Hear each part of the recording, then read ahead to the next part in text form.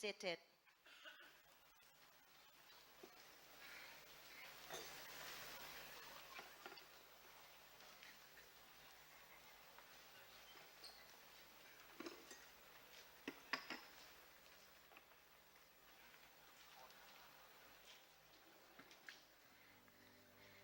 Respected Your Excellency Tun Dr. Mohathir Mohamad, Prime Minister of Malaysia. His Excellency Dr. Chaim Kit Rithi, Minister attached to the Prime Minister. Your Excellency, Member of the Parliament, Ministers, Ambassador, Secretary and Undersecretary of States, University Rectors, Presidents, Dignitary, Honor Guests, Professors, Faculty Members, Students, Ladies and Gentlemen, good afternoon. It is indeed our great honor that the Royal University of Phnom Penh is the host for this special open dialogue with His Excellency Tun Dr. Mahathir Mohamad, Prime Minister of Malaysia.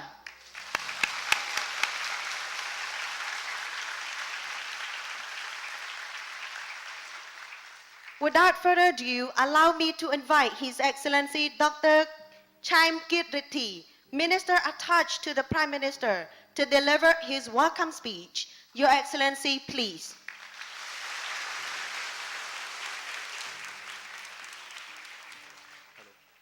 Hello. Your Excellency, Tun Dr. Mahathir Mohamad, it's a great pleasure to have you all here with us today. The Royal University of Phnom Penh, the governing body, student, professor, and friends of IUPP are very proud to welcome you on this beautiful campus in Phnom Penh. For those of you of my age with a gray hair, Dr.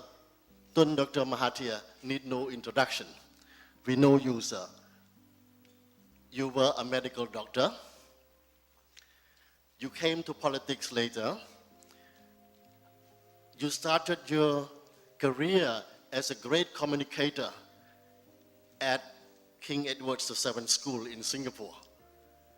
And I know by reading your speech, reading many of your books, including Doctor in the Room here, and also the Malay Dilemma, that you were making some extra money, like all medical students at that time, by writing papers for newspaper articles. It probably all those skills that will serve you all your life as a great, great communicator. And I know also, if I can quote you, that medicine is important. As a doctor, you can cure political, economical, and social diseases. And you said also that when you run a country, it's not about debate in the parliament, but you need activities and intervention. I believe that you may have been also inspired by the great German pathologist, Rudolf Virchow, who said that politics is nothing else than medicine on a grand scale. So if you allow a little comparison, that like yourself, I went to the King Edward VII Medical School, who turned medical school of a national university. And also I believe that as a doctor, we can put our life in the service of people. But the comparison stops here for me. You have done a great, great deal of bringing Malaysia from a developing country like us in Cambodia from the 80s or 90s through a fantastic achievement that everybody recognizes. It takes good policy, it takes good leadership, it takes integrity, and it takes a vision of how education can bring a country to the next level, and you have achieved it. So, the last 3 points, point number 3 is that you have promoted these famous Asian values in the early 80s and 90s, along also with the late Lee Kuan Yew. Myself, being brought up in Western values, it was a wake-up call. I realized that not all values are universal. A lot of questions will come to you probably later. And then Asian values will head aloud yourself to guide the policy to develop Malaysia and to bring Malaysia as it is today. And the last point here is that what is remarkable for you, sir, you don't have enough of serving Malaysia, the region, and the world with your great vision. You retire, I think you get bored, and you came back to politics.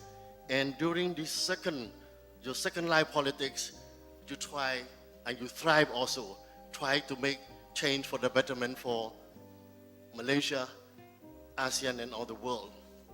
This time here, you face a new emerging world order. When you were talking about Asian values in the early 80s and 90s, there were a kind of a conditioned world order also. You break that taboo. And now here you are again in this hall, many students, they're young, they're hungry for knowledge, and they're looking highly to somebody who had been a giant of politics and geopolitics in Malaysia, ASEAN, and in the world. It's a great honor for me to introduce you to the audience today, and I will take no more time, and I will make sure that the next 1 hour something, you will have all the good questions that you like to answer. Your vision, your wisdom will certainly impact on the future generation of young Cambodian, especially those who aspire to serve. Thank you, sir, for being here. Welcome to the Royal University of Phnom Penh.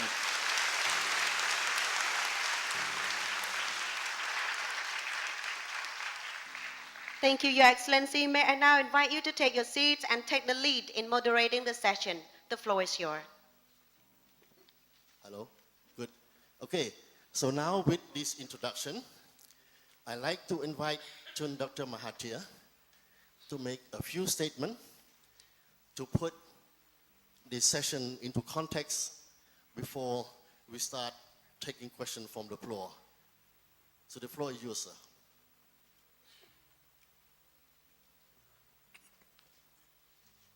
Your Excellency, the Minister attached to the Prime Minister, Excellencies, academics, students, ladies and gentlemen. Firstly, I would like to say thank you very much to the Royal University of Phnom Penh for this opportunity to meet so many students or young people in Cambodia. I have been here 3 times before, and each time that I come here, Phnom Penh has changed. Now, of course, it is like any other big city with many high-rise buildings, and I see that this is a very busy city with many shops and many people going around, obviously shopping. This is a sign of prosperity, and I believe that this is due to your hard-working people, highly skillful people who have contributed towards the rebuilding of Phnom Penh and Cambodia. I'm glad to be back here, and I'm glad also to have this opportunity to meet the students and the faculty of the Royal University, and I hope that in the course of our question and answer, I would be able to explain whatever it is that you want me to explain. I thank you. Thank you. So let's take the first 2 or 3 questions from the floor. Let me remind you that this is an open session for student RUPP. We like to hear a voice from the youth. Journalists, please restrain yourself. You can talk maybe after. I give the floor to the students. Okay, so let's start with the lady there in the black. When you come to talk, introduce yourself briefly. what major you are in, and your question. And a good question is a short question, a short sentence that end with a question mark, please. So be clear, right to the point.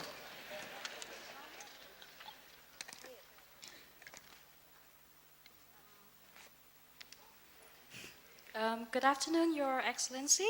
Tun Dr. Mahathir Mohamad.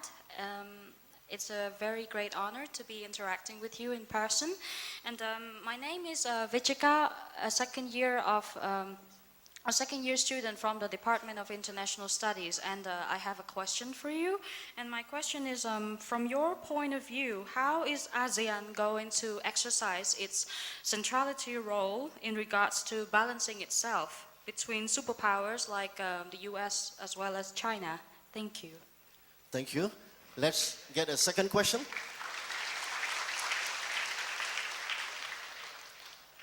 Yes, please. Gentleman with the white shirt. Introduce yourself and your major, what you're doing here. My high respect to His Excellency Tun Dr. Mahathir, Prime Minister of Malaysia. My name is Lim Chai. I'm from the Department of International Study, Royal University of Phnom Penh. It's my great honor to have one question for Your Excellency. So given the status quo of the geopolitical tension in our ASEAN region and the disputed area like South China Sea, so it seems to put a question on the ability of ASEAN in maintaining the regional peace and security. So in this context, from your perspective, will ASEAN still be effective in handling the regional security, and how should it act? Thank you very much. Thank you. Last question for this first sequence.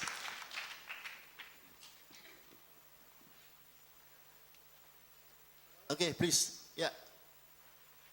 Come to the mic. Thank you. Good afternoon, His Excellency and ladies and gentlemen. My name is Sukontia Poti Pisai. I'm from Faculty of Education. My question is, what initiative were you most proud of in your previous premiership back in 1981? And would you like to continue that? Thank you.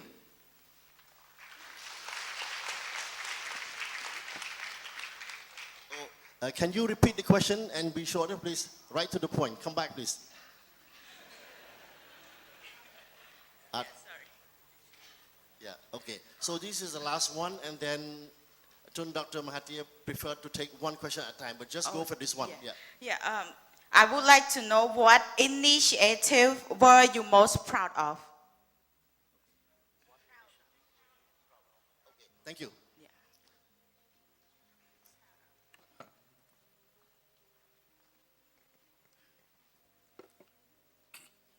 Well, Cambodia, of course, is a member of the ASEAN regional grouping. The reason why we have a regional grouping is because each one of us is very weak. And when we go for international negotiation, if you go alone, then you don't have much weight or strength in your arguments. It's far better if you go, after having discussion with the ASEAN group, go as a group and talk as representing all the countries, all the 10 countries of ASEAN. Today, ASEAN is one of the very few regional groupings that have survived. While many say that ASEAN is not as active as before, but the fact remains that it has survived, and we have been in contact with each other all the time. This brings us together and increases our understanding with each other. And that contributes, of course, to peace and stability in the ASEAN region.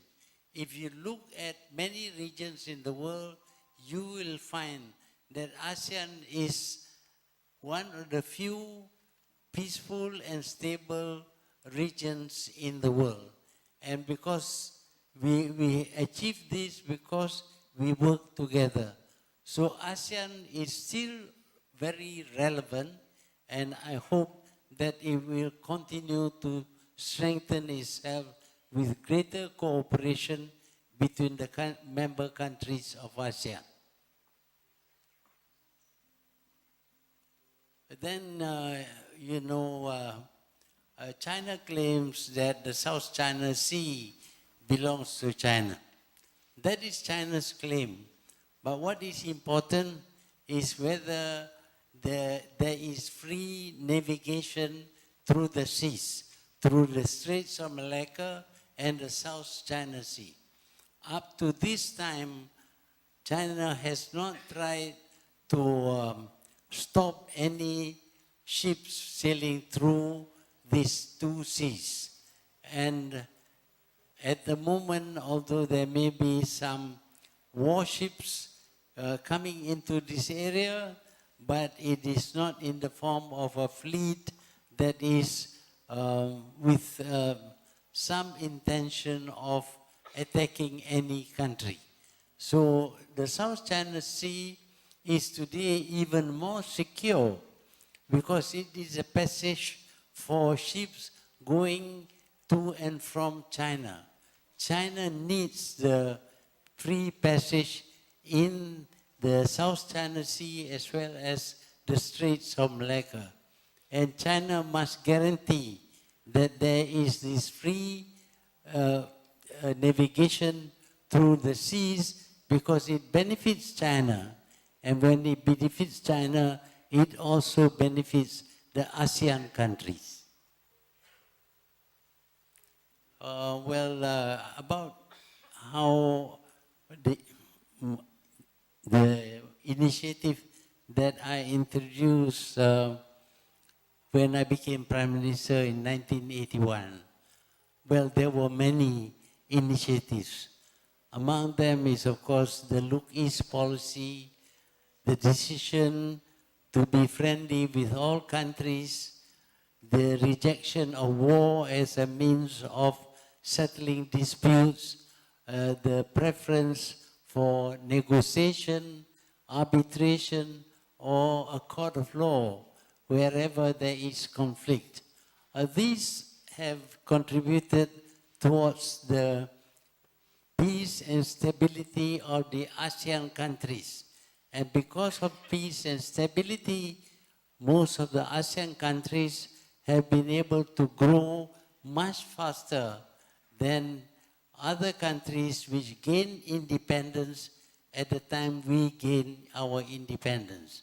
So the initiative that I introduced is not something unusual.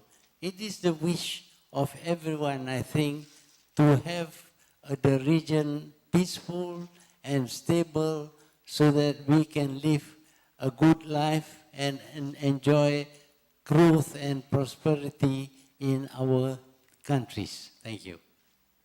Thank you, Dr. Tun Mohathir. Thank you. May we have the next question? So we're going to take one by one.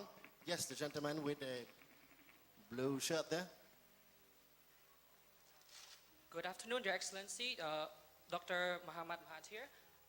My name is Tun Madine, and I'm a fourth-year student from Department of International Studies. I'm very honored to ask you one question, and my question is regarding the rivalry and the trade war between China and the United States. What kind of foreign policy do you think that ASEAN countries should pursue to maintain its neutrality? Thank you.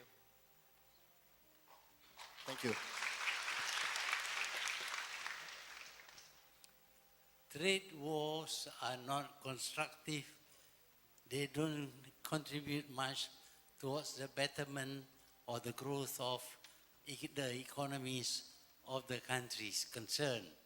Unfortunately, trade wars by big powers also impact on the smaller countries. So we are suffering because of this trade war within the US and China. So what can we do?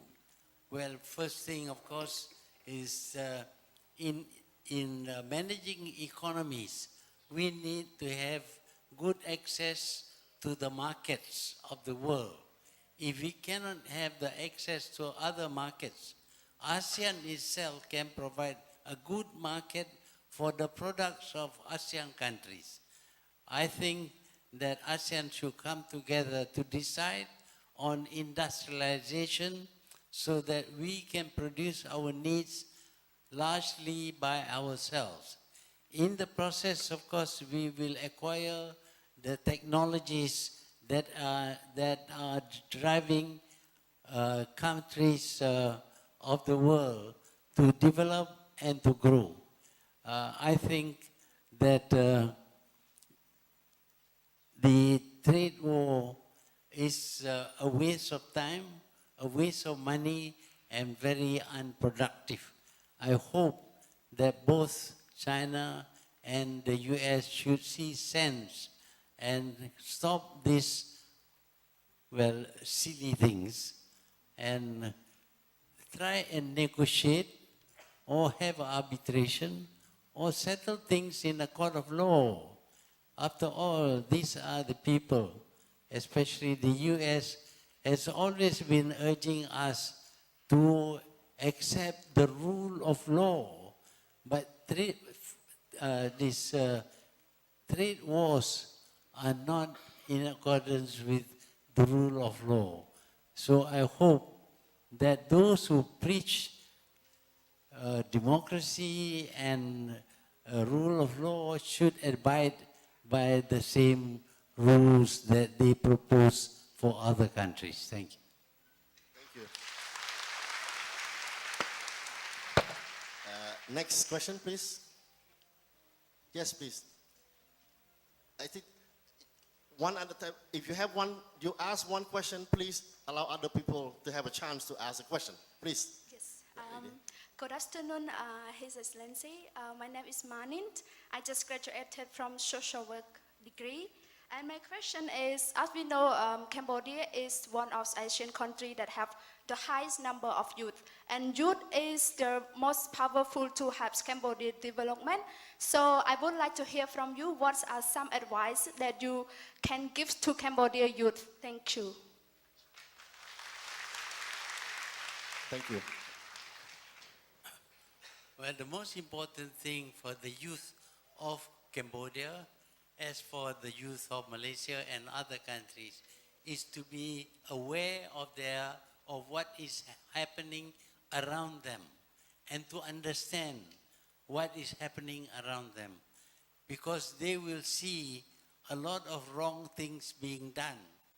When they see something wrong being done, when they grow old and take over the helms of their countries, they should not do the things that they know is not good for their country or for other countries. That is the first thing that youth must have, good knowledge and some analytical skill in understanding what is happening around them. Beyond that, of course, youth must build good value system. Good values determine whether you will succeed or fail, and whether you will succeed. So you must cultivate good values. What are good values? I think one of the most important thing is to have sympathy for others, to be considerate, not to resort to violence and kill people in order to achieve your objectives. So basically, we should not regard war as a means of settling conflicts. War is primitive. It is suitable for the countries of 2,000 years ago, when they had no better communication. Today, with good communication, with leaders being able to meet peacefully all the time, we should not resort to war. Instead, we should try to solve all our problems and conflicts through peaceful negotiation, through arbitration, and through the resort to a court of law. That is the way that we should think. And if we cultivate that in Cambodia and in the other ASEAN countries, we can surely expect that this region will remain peaceful and there will be less violence so that we can have all a better life. Thank you. Thank you, Doctor, for sharing your philosophical view for the action of youth and your wisdom. May we have the next question, please? Yes, gentleman with the glasses over there. Yeah. Good afternoon, His Excellency and everybody who attend here.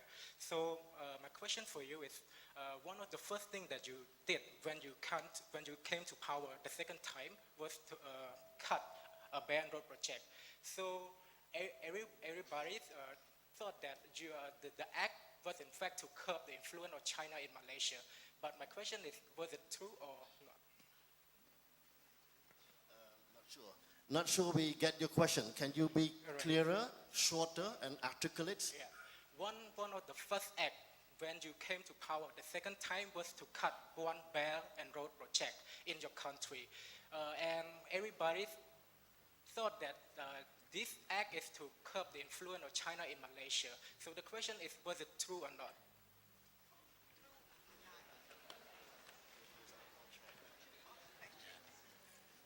Well, as you know, this party, my party now, defeated the government. Where did the government lose to us? Because for 60 years, this government has never lost any election. But this time it lost because of what it did.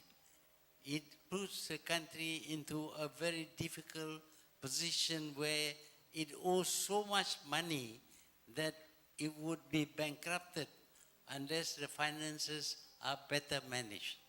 So the people want to change the government because they see the government going the wrong way.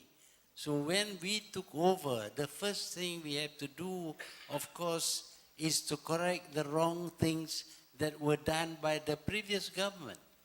And among the wrong things done by the previous government is to enter into contracts which are very, very big and involves borrowing huge sums of money.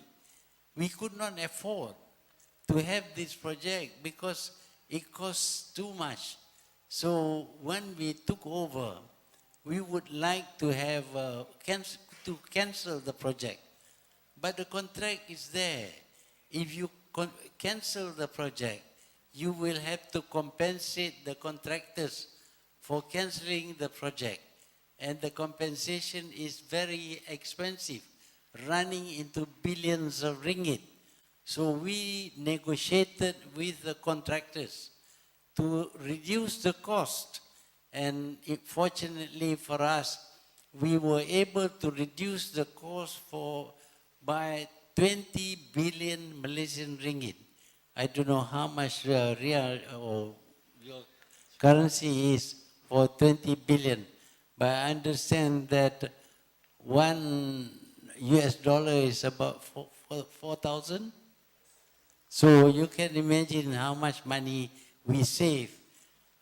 That is simply because, not because we are angry with China or their companies, but because we cannot afford. We don't have the money.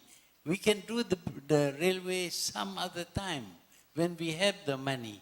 But the best solution is to slow down, reduce the cost, and save a lot of money for the country. At the moment, we had a debt entered into by the previous government amounting to 1,100 billion ringgit. It would have bankrupted us unless, of course, we manage the loans carefully so as not to put us into a very difficult financial situation. So, I mean, that is a result of negotiation. We didn't go to war. We didn't fight anybody. We were not violent. We sat down and discussed with the Chinese contractor and also the Chinese government in a very civilized way. Thank you. Thank you. So what we can learn from you, Doctor, is number one, use diplomatic skills to negotiate at the table. Don't start a trade war, don't be violent, and put the interests of your country first in your negotiation for business and debt. Thank you. Next question. Yeah, far in the back there. Yes, can't see you. Okay. Good afternoon, Your Excellencies. Tun Dr. Mohathir Mohamad. My name is Nonsanang Semani. I'm a third-year student at Department of International Studies.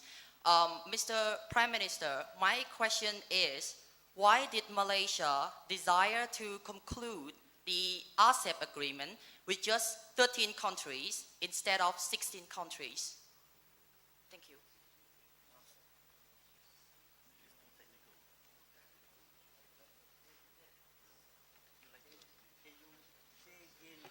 Which country, which agreement? RCEP agreement, Regional Comprehensive Economic Partnership.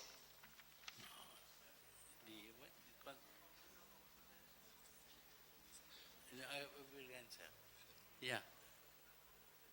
Well, when you enter into agreements, it must be something that is good for you.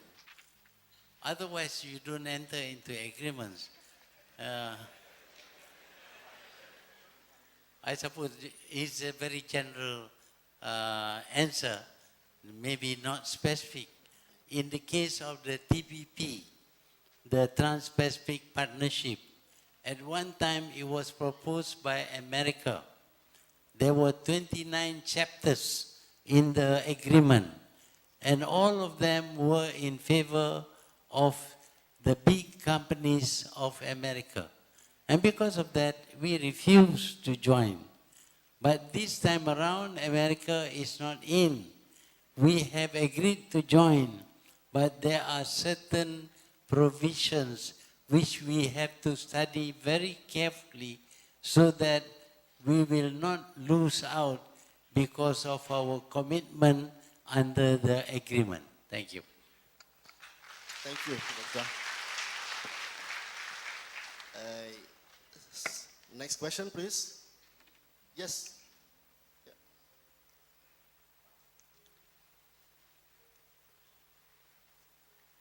Good afternoon, Your Excellency, Tun Dr. Mohathir Mohamad. My name is Kun Chan Kanitha. I am a fourth-year student from the Department of International Studies. I have a question for you regarding that. Do you think that ASEAN as an association and ASEAN nations are too involved in the current geopolitical and economic rivalry between the superpowers? Thank you.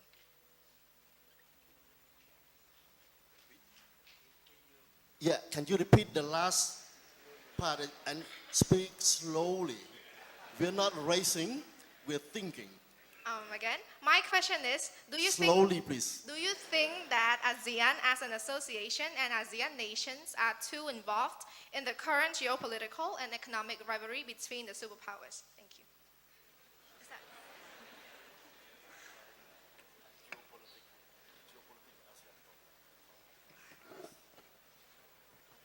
Well, the ASEAN grouping, right? ASEAN association and ASEAN nations. ASEAN association. Well, of course, any association will have to focus on what matters most to the association. Now, the ASEAN grouping is a grouping of weak countries, not powerful countries. We have to look after our interests. Sometimes when we enter into agreements, we find that we will lose out if we enter into such agreement. And therefore, ASEAN is always focused on the improvement in the condition of the ASEAN countries, their ability to grow and to become more prosperous. That is our main objective whenever we have any agreements or negotiation with other countries. That is our stand, and I think that is also the stand of all other associations. Europe, for example, thinks about Europe, NAFTA or North America Free Trade Agreement between Canada, Canada, US, and Mexico. They focus on their interests. So we must focus on our own situation and make sure that whenever we enter into any agreement, the agreements are good for our own well-being. Thank you. Just a second. Dr. Mohathir would agree with me that the last 6 or 7 questions, 8, come from the Department of International Studies. And this student make me feel that I lied to you by telling you that IUP is a comprehensive university. We like to have questions, you agree with me, from students from mathematics, from philosophy, from physics, from engineering, from arts. That's IUPP, right, Mr. Rector? Okay, next question.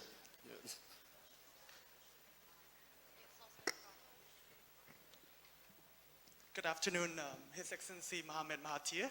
My name is Asarios. I'm the official of the Ministry of Foreign Affairs. I have a really, it's my honor and my pleasure to being here and listen to your wonderful speech. And I have a question. I would like to know what is your philosophy of governing public service? And what does public service personally mean to you? And how can you keep your leadership relevant as the second term of prime ministership in Malaysia? Thank you.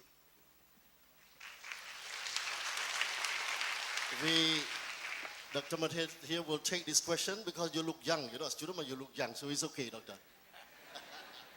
Thank you. Well, when you become the government of a country, naturally you have to work for that country. It is all about serving the public. That's why we call it a public service. And when you say it is a public service, it must serve the public. And in the case of Malaysia, when we became independent from the British, which was a colonial power. They ruled the country for their own good, not for our good. Once we attain independence and rule our own country, we have to think about our people. What do they want? Well, obviously, they want to be better off. They want to be more prosperous. They want to be proud of their country. So the government has to work hard to find how they can strengthen, especially the economy of the country, reduce unemployment, create new industries, and generally prosper the country. Once you do that, the people will continue to support you. The moment you forget and you abuse the power that you have, they will throw you out. And that's what happened to the last government of Malaysia. The people supported that party as a government for 61 years. But when they went astray, when they forgot their duties to the public, they were thrown out by the public. That is the way things should be, because when you have a government that doesn't care for the people, it shouldn't be allowed to continue. Thank you. Thank you, Doctor. More question? Yes, please. That. Yes. Yeah, you, that lady. Yeah. Hopefully not from international studies. Good afternoon, His Excellency. My name is Ian Srele. I'm from Department of English, and it's my great honor to be given an opportunity to ask you a question. And my question is, should Asian community democratize their country based on American or Western standard, or localize the democracy based on their country current situation? Thank you. Asian values.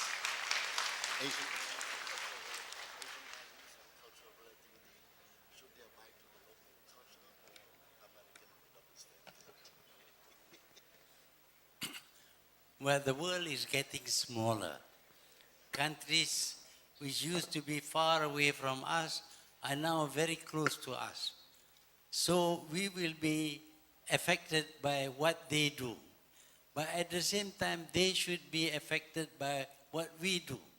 We should be proud of our own culture, our own history, background, because our civilization, especially the Cambodian civilization, is much older than many of the Western civilization. Certainly it is older than the American civilization. America is a very young country. Compared to Cambodia. You know, here you have such relics like all the great temples here. These were built long before there was any America at all. So why are you not proud of your own culture, your own ways of living, of thinking? But today, because of easy communication, you can see what's happening in other countries. Sometimes you copy them, which is okay if the things are good. I think their systems of government, democracy, for example, is very good. We should copy that. But when they decided that men should marry men, you want to follow that? Women marry women. You know what would happen if you adopt that culture? There'll be only one generation. Because neither the man who marries men can have a child, nor the woman who marries a woman can have a child. Let them do it. We don't do such thing. Or for that matter, you know, before when I was a small boy, if I wear a sarong that is torn, people will laugh at me. But nowadays, you spend so much money buying torn clothing because that is fashionable there. Why should you copy? You should wear normal dress. Just imagine if you wear your Cambodian dress all torn up, how will you look? But of course you wear trousers which are torn. So while we should learn from others, at the same time we must be wise enough to reject what is not positive, what is not going to contribute to our own well-being. So here we have to have a critical mind and not just copy everything that comes from other countries because they come from those developed countries. Thank you. I think they will remember your advice, Dr. Mohathir. Okay, next question. So we move from international studies, somebody from English. I hope that from chemistry, from physics, you have a brain to think. Somebody had to talk about geopolitics of rare earth, geopolitics 5G. So engineers, chemistry, any question? Yes, there, with the polo, white polo.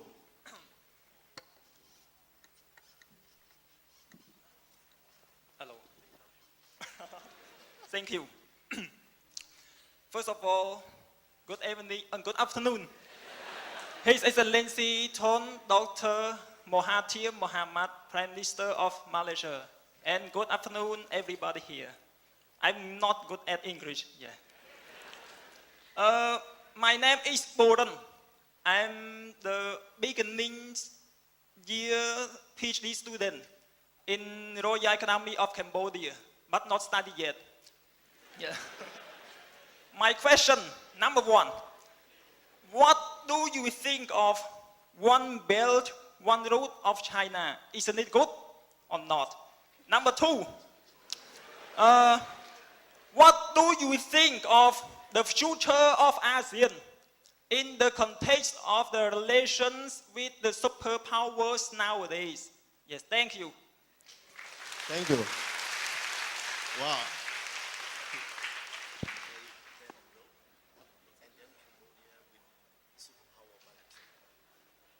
Very clear, very powerful, very scary.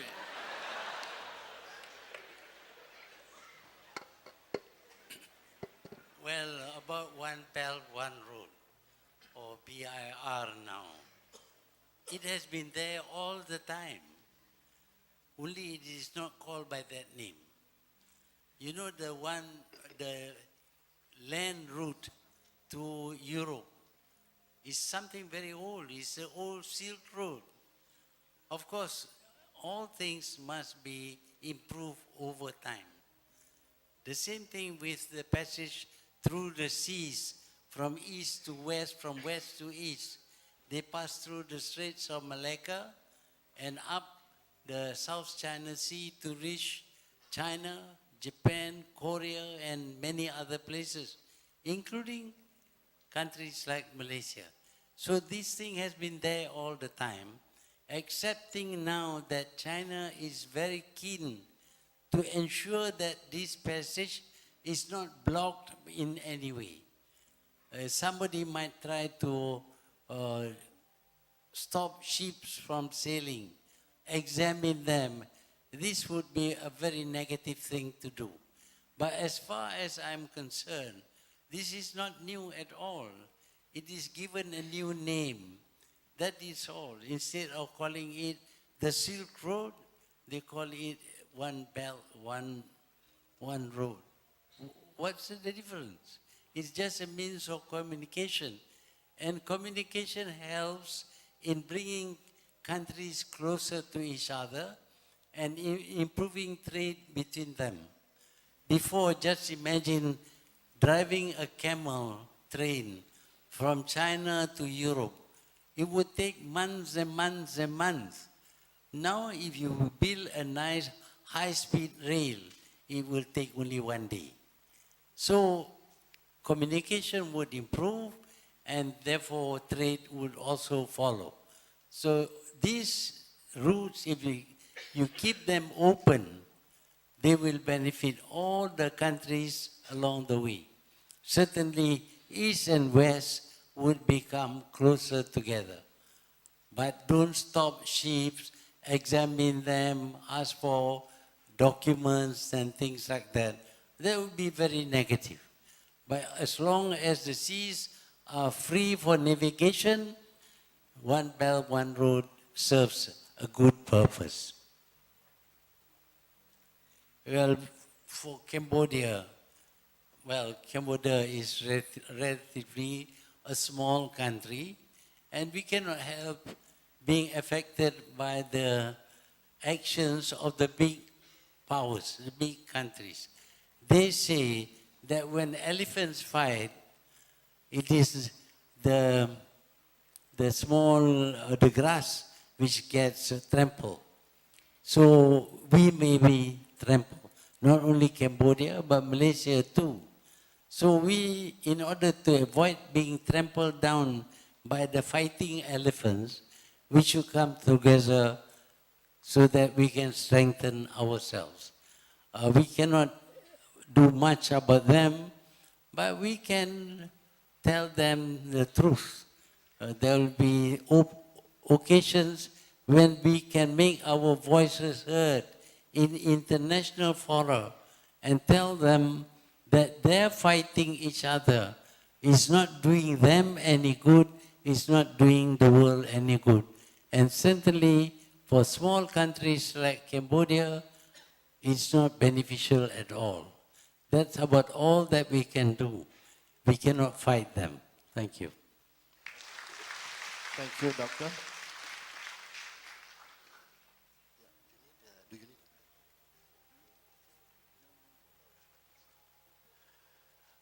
Okay, we have so many hands. Let's go to that side here. Yes, the lady there. Yeah, light blue shirt. Good afternoon, His Excellency Dr. Mahathir Mohamad. Thank you for giving me the honor today, and I am a student from the Department of Tourism, third year, and my name is Ling Pagdarina. And my question today is, what good traits may ASEAN cultivate from Malaysia's past experience towards the building of an Asian multicultural identity? Thank you.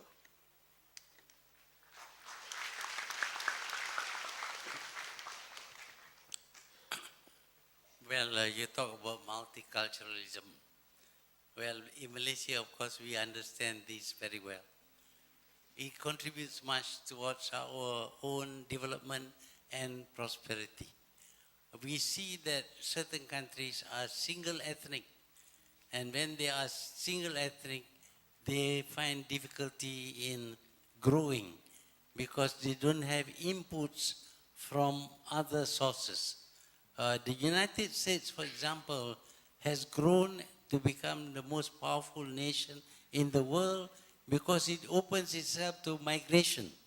Lots of people from Europe, from Asia, now migrate to the United States, and these people contribute much towards the development of the United States. I went to the US once and visited one of the big companies. I went to their research laboratory, and I find that the researchers were Chinese, Indians, Koreans, and even Arabs. These people contribute. So in a single ethnic country, there is too much dependence on orthodox methods, ways of doing things. But it is good to have migration. But of course, you mustn't have too much. If the number of migrants exceed the number of the original inhabitants, it does cause a problem. But a small number of very good intellectuals would do much for ourselves. Now, Malaysia, as you know, is a multicultural country, multilingual, multicultural, multiracial, multireligious. We are different completely from each other. But Malaysia has done, I think, relatively well compared to many other single ethnic countries. But the numbers are just right. Now we see migration going into Europe, about 4 million Arabs and Africans, and in America they have erected a wall to stop the South American from going to North America. I think in the end they would lose from lack of new inputs, new ideas, and new abilities. So as far as I'm concerned, being multicultural is positive if the numbers are not too big. Thank you. Thank you, Dr. Mohathir. Let's take some questions. Yeah, in the back there, on that side. Yes, in the back, please. Yeah. One who raised a pen there. Good afternoon. Oh.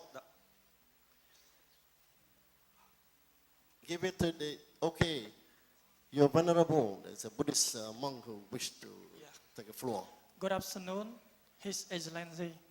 So I'm very happy. My name is Chani. I'm a student at Prasanuraja Buddhist University in Cambodia. So my question is, what do you think the number of ASEAN will live in a member like British? Because in the future, British will leave the EU. So this is my question. Thank you very much. Can you repeat it, please? What do you think ASEAN member will live like British? Because the British will live in EU. Thank you, thank you.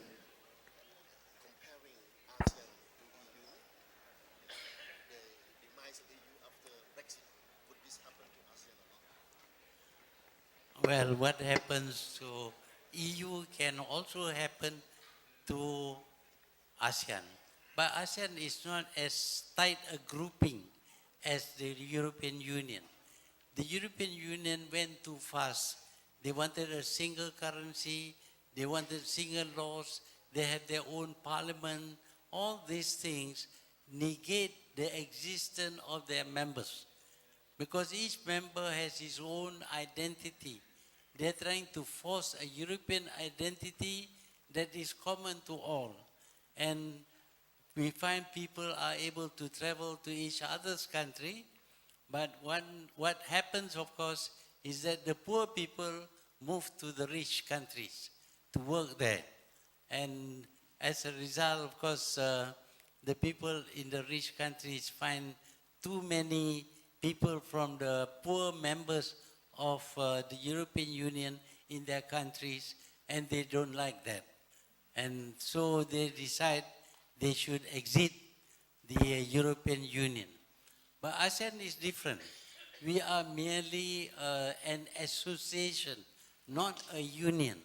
An association means we retain our identities, we retain our own ways of doing things, our own policies. But on certain things, we make a common stand. For example, in terms of trade with other regions, we must have a common stand. But in terms of our cultures, we retain our own separate cultures. So if a country were to leave ASEAN, it does not destroy ASEAN, because we are not a close-knit unit.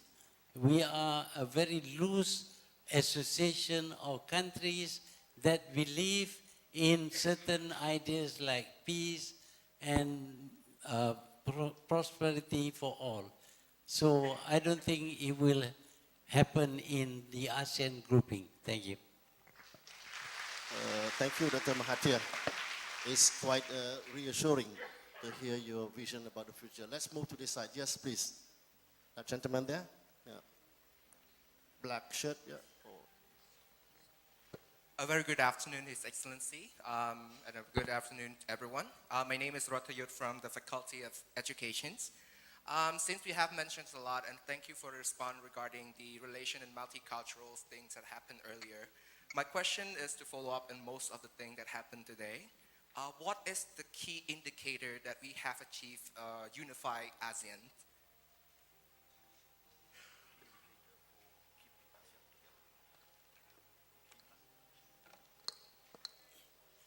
Yeah, I think common interest, that will keep us together. We feel that we are overwhelmed by powerful countries. And because the powerful countries can easily take on a small country, then we are going to lose out. But by coming together and giving a common stand, then we can preserve or protect ourselves. Let's take the palm oil, for example. There is a move in Europe and also in America to ban palm oil because it competes with soybean oil and other oils that they produce. They accuse us of cutting down our trees to grow palm trees, and therefore we are taking away the habitats of the flora and fauna in these forests. That is not true at all. What we clear is very little compared to what is being burnt in Brazil. In Brazil, whole countries are being burnt. You can see that from satellite. That is a more serious problem. But ours, if there are people living in the forest, we look after them. They even go to the universities now. So by being together and understanding the need for us to strengthen ourselves, we will stay together. Only with a united voice can we protect our own interests. Thank you. Thank you. I think we all hear that you said repeatedly that the future ASEAN is unity, to stay together, stick together. Yes, lady there, please. Good afternoon, Dr. His Excellency Mohammad Mohathir. My name is Lisinese. I come from Department of English. My question is, 2 years perspective, which country will be the next superpower? And do you think it is good or not to have many superpower in the world? Thank you very much.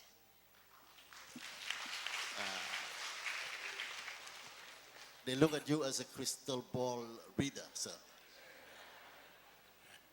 There was once a Cold War between the Western powers and Russia. And we thought at that time they should stop this Cold War and let the Western powers win, because the Western powers are great democracies, they are very fair to everyone and all that. And the Cold War ended with the Western powers, the great democracies winning. But unfortunately, when they become great and they are no longer challenged by the Eastern powers, they become big bullies. They make sure that Europe will have no war, but they also made sure that other people fight wars and they supply the arms, they supply the money. They make a lot of money from the wars. So they look after themselves, but it's not good really for the weaker countries. This is what is happening in the Middle East. They said they want democracy, regime change. And you know what happened when they have regime change. Today, Syria is almost wiped out. Iraq is in a bad state. Yemen is fighting. That is the effect of trying to have regime change among countries which are not ready for democracy. So while the powerful countries look after their own interests, they are not looking after our interests. So we must stand together and confront them in their attempts to destabilize our countries. Thank you. Thank you. Thank you, Dr. Mohathir. In the back there, yes, please.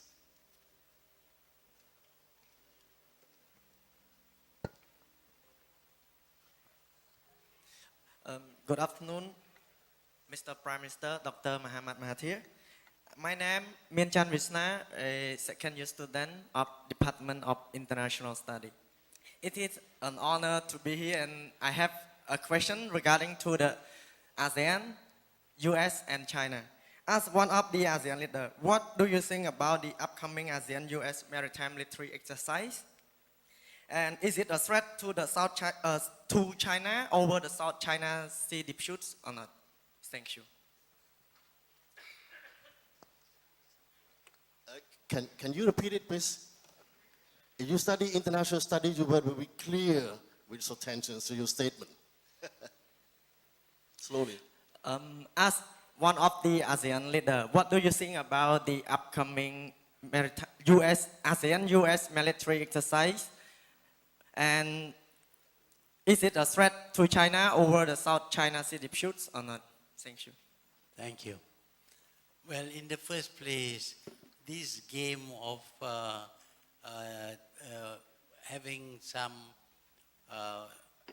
trial of fighting, I think exercises cost a lot of money and only provoke other people. Now, if you do that in the South China Sea, then the Chinese would feel threatened. What do they do when they feel threatened? They too would want to build bigger ship, stronger naval force, and also send their warships into the area. One day there may be an accident, and then there may be some shooting at each other, and that may become a war. So all this nonsense about exercises and all that is a waste of money. It's provocative. And I think that if they want to do the testing, do it in their own country. Why come here? So that's the answer. China has a right to feel threatened. Now, if China were to have naval exercise off New York, then I think the New Yorkers might not feel so comfortable. Thank you. We sense that you are a clear, a great teacher, Dr. Mahathir. The metaphor used is amazing. Yeah. Is there a physics student in this room? Yes. Physics student? No? Use a microphone.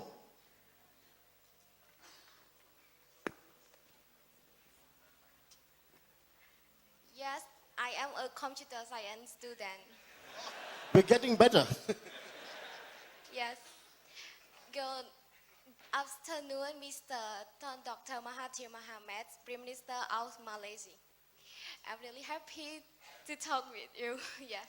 And my name is Poon Karesmay. I am a third year student of Department Computer Science. And today I have a question, and my question is, what are the key areas that need the technology or computer science to develop your country? And can I have one more question?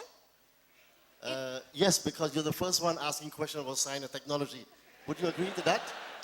Yes. Yes, because a country develop, it really need the technology to develop. It includes it, yeah. And Okay. can you tell me how is computer science involved in your country development? Thank you. Thank you.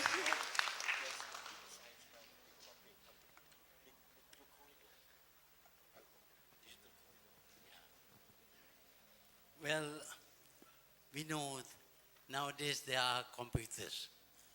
Life was much easier when there were no computers. But when you have this new equipment, you can make use of it in many ways. It depends upon you. You know, because of ease of communication and speed of communication, then companies like Apple, like Microsoft, find that now they can give information at a faster rate, in greater numbers than before. Before you have to go to the library, you have to look through the list to find where the information is, and that takes hours. Now, by pressing one button, you get all the information. So once you get information like that, you can make use of the information for all kinds of things. For example, if you want to buy something in New York, you can just press a button, look at the illustration, decide to buy, send a message, and they will send the thing to you provided you pay through your telephone again. So ease of doing business is one of the advantages of the development of computers. Beyond that, of course, is the spread of knowledge, where before you need to go to the university to learn how to make an atom bomb. Now you can make an atom bomb just by looking at the computer and blow up this whole world.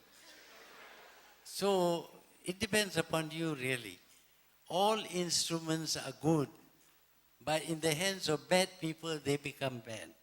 I always tell people that a knife can be used to carve beautiful things, but a knife can also be used for stabbing people to death. The choice is yours. The computer is also like that. You know, nowadays there are people who access computers illegally, who put in fake news, fake messages. All these things depend upon us. We have a good instrument that it can improve our life, that can enrich us, but used wrongly, it will destroy us. Thank you.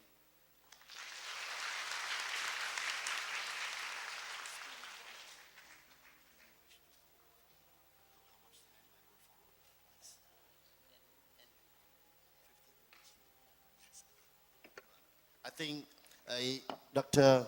Mahathir deserves a round of applause for his energy.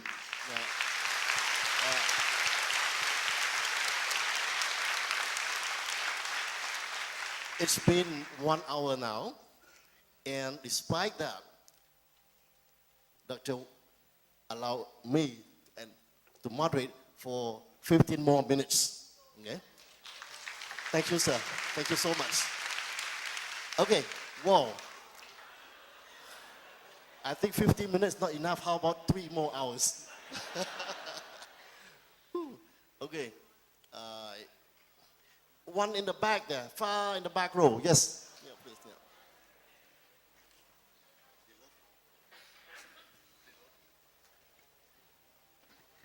Hello. Thank you. First of all, I would like to say good afternoon, Dr. Mohamad. Yes, Dr. Mohamad and ladies and gentlemen here. My name is Pani. I am from Department of Mathematics. Yes, please. Mathematics can think. Mathematician can think. Mathematics, yeah.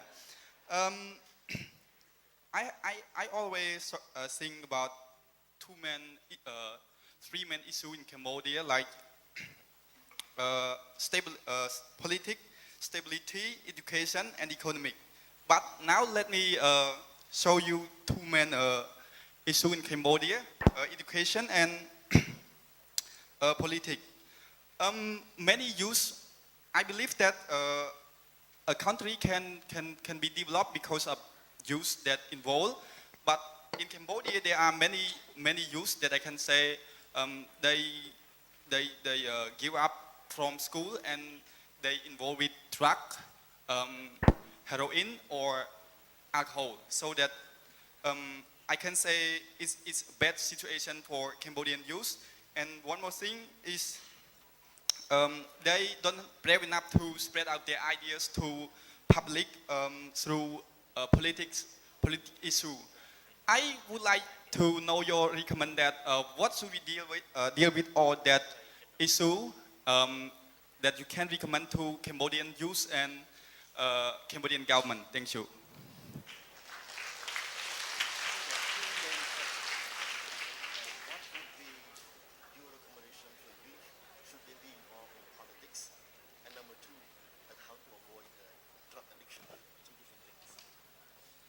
Well, it is a big choice for young people. Young people are idealistic. They see that things should be beautiful, but they are not. And they ask why. They cannot understand why their country is behind others. And they feel unhappy about it. But these are things that they cannot, at the moment, do much about it. They need to be older, and when they take the reins of government, then they can put their ideals to test. And unfortunately, they will find that it's not as easy as they thought when they were young. That is the problem. But we need young people to be idealistic, to want to see the best of things, to want to see everything is fine, everything is beautiful. But achieving those things is not easy. But having those ideas are good because then they will bring changes to the whatever it is that they feel need to be changed. In Malaysia, of course, youth are very active, but we realize that and we decide that the age for voting should be reduced from 21 to 18, because we think that even at 18, they are already mature enough to be able to understand the situation and to maybe think up of solutions to the problems of society. So that is what youth should always be, that they have great ideals and they should strive to achieve their ideals, and even if they fail, that they should not be disheartened, should not give up, but should keep on trying. Now, with regard to drugs, well, this is a universal problem. We have this problem in Malaysia too. The trouble is now drugs, where before you get drugs from plants, like the opium plants and cannabis and things like that. Now in the laboratories, they can come up with new chemicals which are equally, if not more dangerous. So the problem with us is that we do not discipline ourselves. Why don't you take drug? It's because you know it is bad. Not because there is a policeman nearby. Not because there is a law. You don't take it because you believe it is bad for you. So the answer to dealing with drug problem is to teach our children when they are young of what is right and what is wrong. That drug taking is bad, is going to do a lot of harm to you, and therefore you must reject it yourself. Like many of us, we are not taking drugs. I'm not taking drugs. I don't even smoke. You see, but this is my own decision, not to take drugs, not to smoke. And it is a very strong resistance towards doing what is wrong. So we have to build a culture that rejects drug taking and even smoking, so that we will not be, we will not suffer because of taking drugs. We can have laws, we can have punishment. In Malaysia, we have death sentence for people who deal with drugs, but even then, it still happens. So we need to have a culture that rejects drugs completely because it is bad. Just as you do not steal, not because somebody is not looking, but you don't steal because you know it is bad. So it should be with drugs also. You don't take drugs because it is bad. Thank you. Thank you, Doctor. Just wait a moment. I see a role there, up there, looking down to us quietly. We should give you a privilege. Any question from the top floor? You must pay those seats. Very expensive to sit up there.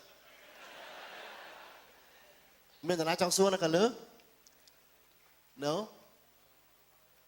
Okay, in the back there. Yes, please. She's standing up by the mic. Please, go ahead.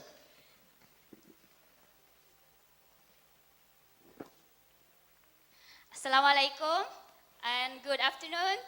My name is Hasanas. I come from Cambodia Muslim Media Center and I graduate from Royal University of Phnom Penh too. Today I'm so glad to be here to ask a question from my heart to Dr. Mohathir Mohamad. What is your major? Khmer literature. Wow, fantastic. A round of applause. Yeah, as I see, in Malaysia and Cambodia, we have minority. In Cambodia, have Muslim, Vietnamese, and Khmer, many minorities. And in Malaysia also. So I want you to sharing about your leading. How do you lead your country to be peaceful with many minority? Yes, thank you.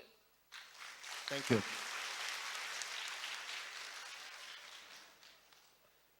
Yes, in many countries, when people of different races or different religions live there, often they fight each other. Bosnia-Herzegovina was a part of the Republic of Yugoslavia. At that time, they were living at peace with each other. But when they became independent, they fought each other, they killed each other. Some of them know each other. They were friends before, but they fight and kill. And in some countries, like in Myanmar, unfortunately, when they became independent, they expelled the Indians, and now they are expelling the Rohingyas. But in Malaysia, when we became independent, there were already a lot of non-indigenous people. The indigenous people are the Malays. They are Muslims. But we have always had Chinese and Indians living in the Malay states. And we accept them. And when we became independent, we accepted them as citizens of our country. They contribute towards the development of the country as much as the others. So there is no reason why we should fight against them. So we accepted these minorities and we give them a place in the politics of the country. Every government of Malaysia would have Malays, Chinese, and Indians in the government. Because of that, the country is at peace. Because we treat the minorities as if they are people of the same citizenship, and therefore they deserve to be given all the privileges of citizens. And as a result, there was peace and the country was able to develop. But if you are so very, well, you cannot accept people simply because their race is different, their religion is different, then of course you are going to fight each other. And when you fight each other, you destroy the whole country. So that is again your choice. You can make a decision to fight and you will destroy your country and you get nothing out of it. Or you can make a decision to work together and then the country will be peaceful and it can grow and develop. So these too strong a feeling simply because of the differences of race or religion is not something that is good for us. We accept that some people are Hindus, they are Buddhists, they are Christians, and they are Muslims. All of them are there in Malaysia. If you go to Malaysia, you see churches, mosques, Buddhist temple, Hindu temples. They're all there. Of course, some extremists do not like this, but they are a small number and we can deal with them. But the large majority of the people in Malaysia accept that their country is multi-religious, multiracial, multilingual, multicultural, and therefore these are not things that will cause them to fight each other. So I hope that in all countries, in particular in Myanmar, for example, what's wrong with treating the minorities well? Then there will be no damage to your own country, no fighting and no damage. The returns for being able to accept minorities of other races is very good for all of us. Because peace is what we want. We reject violence and terrorism, and only with this rejection will the country be peaceful and therefore able to develop. Thank you. Thank you, Dr. Mohathir. So much wisdom in your thought. Now we come to the end of this forum. We should take two more questions, one on the side and one on the right side.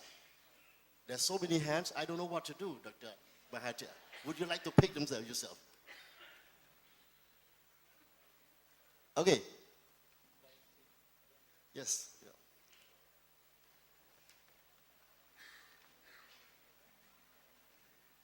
Good afternoon, Your Excellency Tun Dr. Mahathir Mohamad.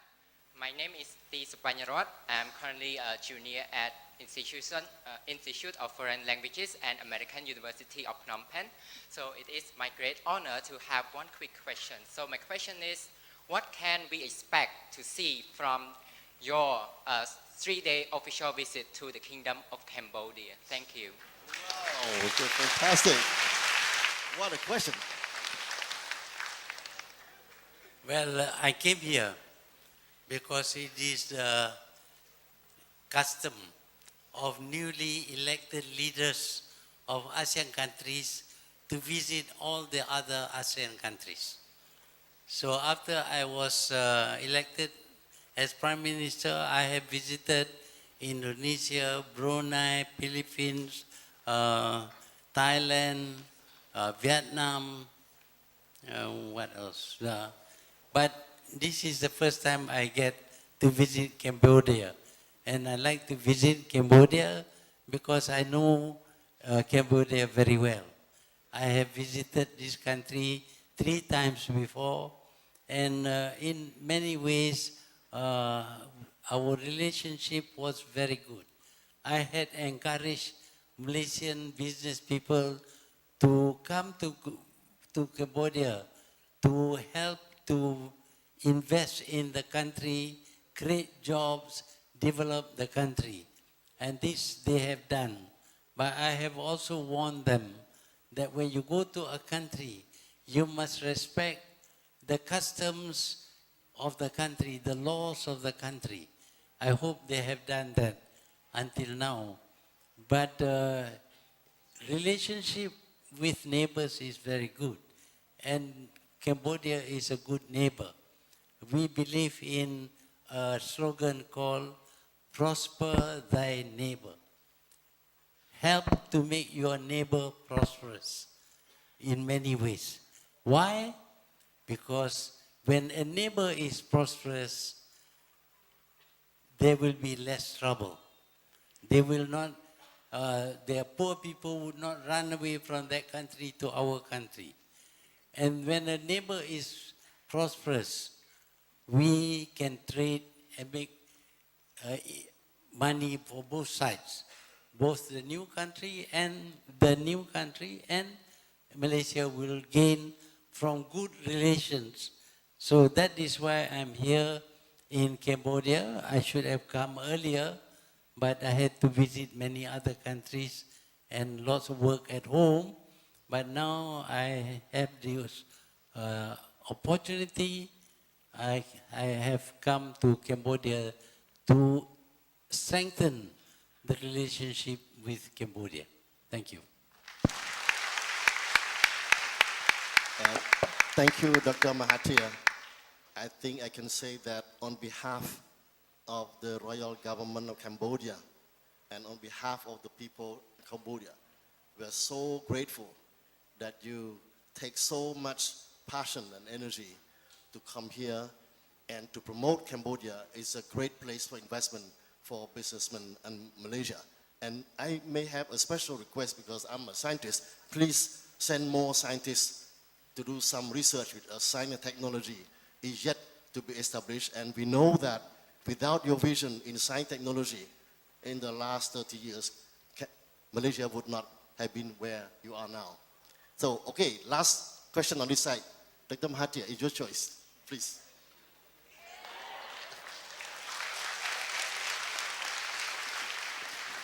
Yes, thank you, His Excellency. My name is T. Janarat. I'm from Department of Education. My question to you is, would you mind sharing for Cambodia in the member of the ASEAN of your presented pros and cons of foreign direct investment, like Indian investment, specifically Chinese direct investment? And to further that questions, what measure and means have you done and have been doing in order to maximize the benefits as well as maintain the social security for your country at that moment and at now? Thank you.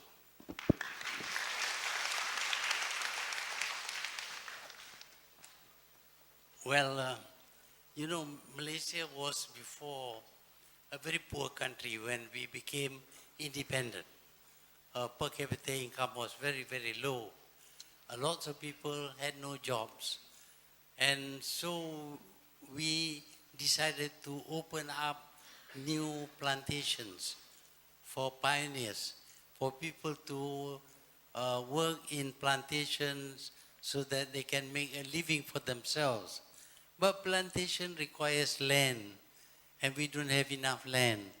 So we decided to industrialize. But we have no expertise, no technology, no capital, no knowledge about running big companies, and no knowledge about the market. So how could we industrialize?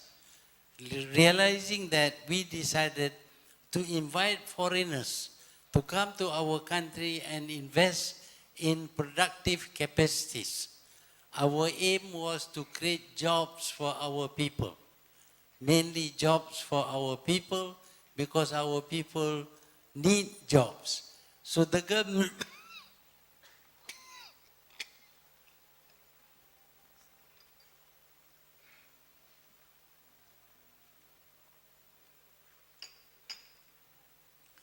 So the government was willing to forgo taxes.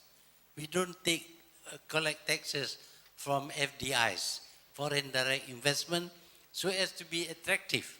And they came in droves to Malaysia to set up factories, employ many of our people, and produce goods for our own consumption and for export.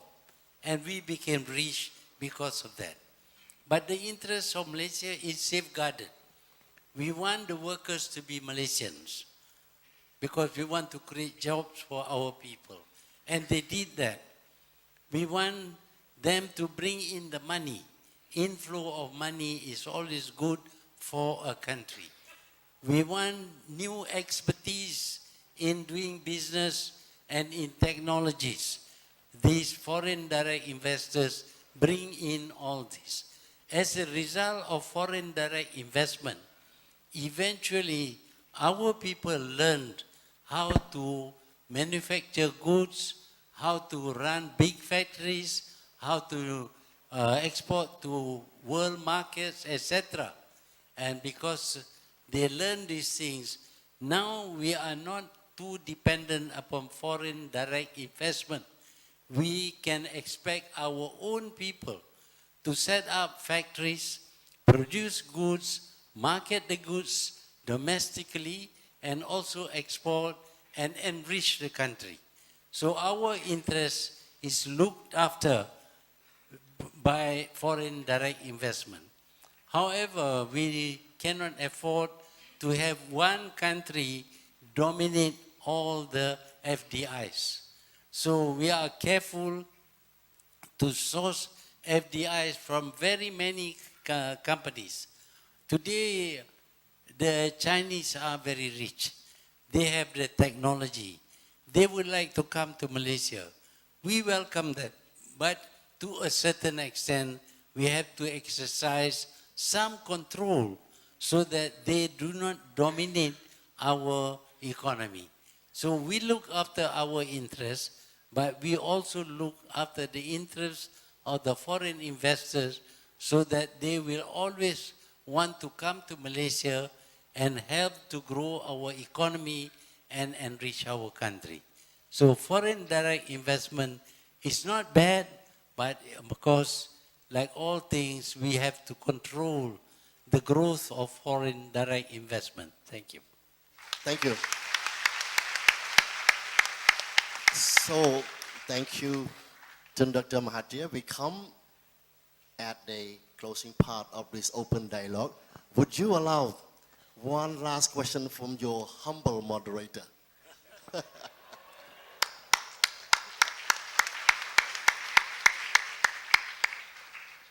What is the secret of your astonishing good health?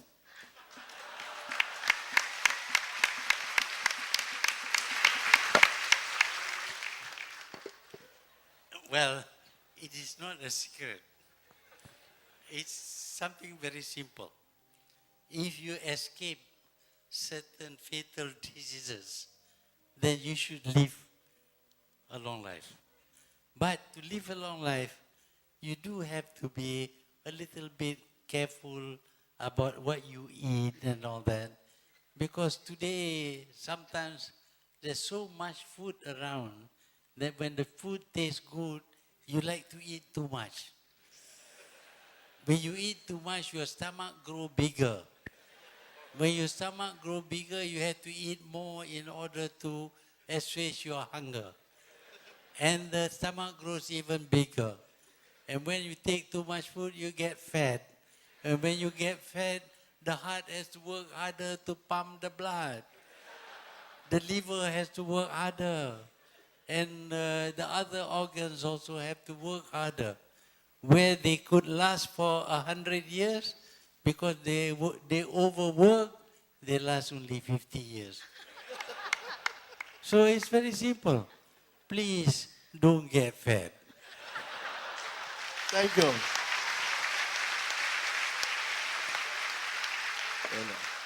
So please, the last word, Dr. Mahathir, listen to the doctor in the house.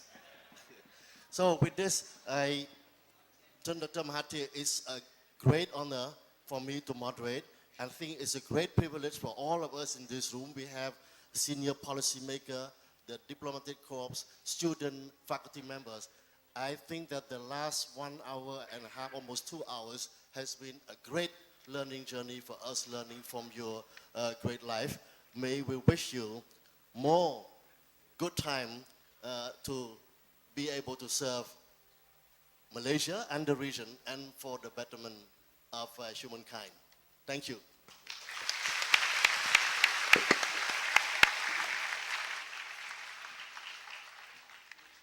Ladies and gentlemen, another round of applause for His Excellency Tun Mahathir, Prime Minister of Malaysia and Minister attached to the Prime Ministers.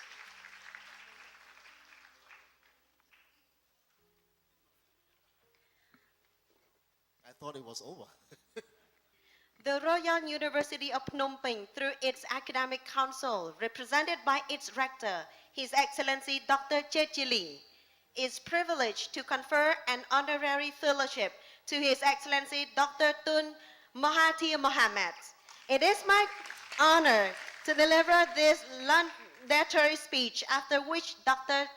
Chetchili will present the diploma to you. Your CV reveals that you have received at least 20 honorary degrees.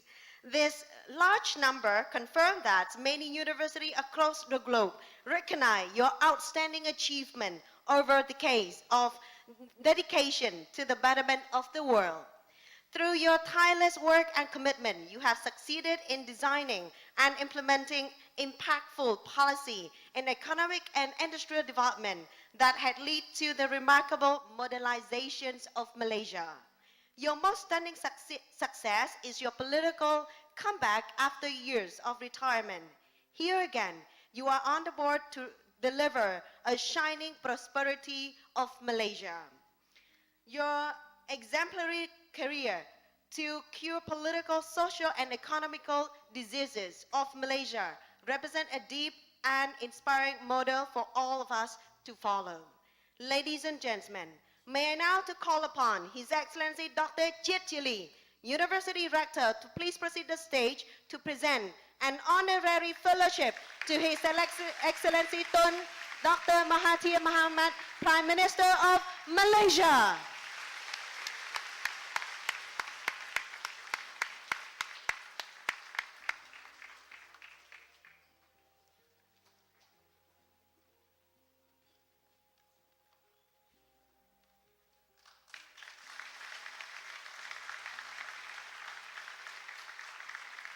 And in token of appreciation of this special visit, our University Rector also have some small gift to His Excellency Tun, Prime Minister as well.